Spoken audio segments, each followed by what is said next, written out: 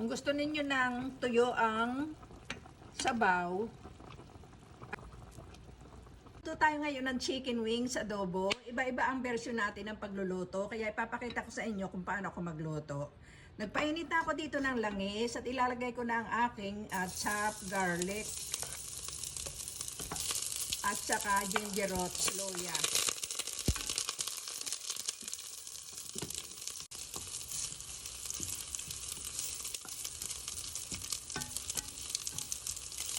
Ayan, mapula na ang bawang at ang loya. Ihuhulog ko na ang aking chicken wings.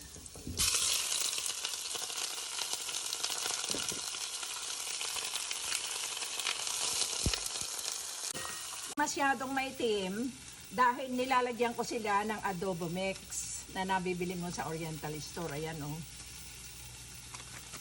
Ayaw ko ng puro toyo.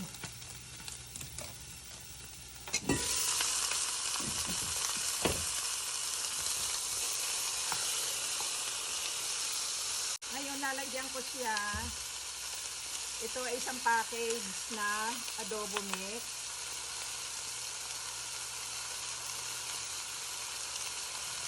Pagkatapos, lalagyan ko lang siya ng kaunting toyo at mamaya ko na ulit dadagdagan dahil medyo maalat na rin yung adobo mix.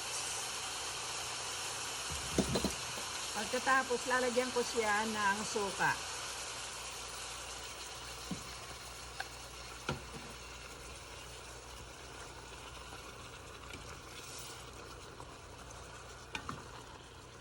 Ayan.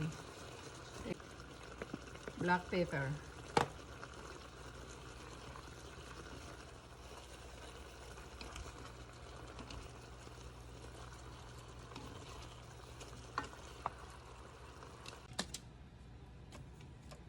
Kaya sabi ng iba, bakit ang aking adobo ay hindi maitim? Dahil hindi puro toyo at nilalagyan ko nga ng adobo mix. Pwede din naman huwag ninyong lagyan ng adobo mix at puro toyo ang ilagay ninyo. Nasa nagluluto yun. Kaya iba-iba tayo ng version ng pagluluto ng adobo.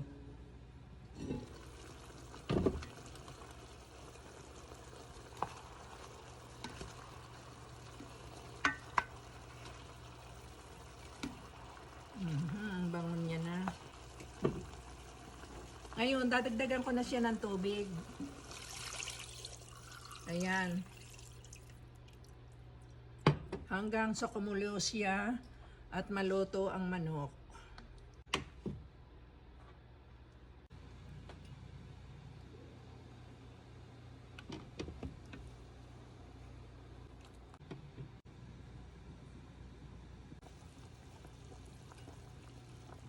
Ayan, kapag gumukulo ng ganito ang inyong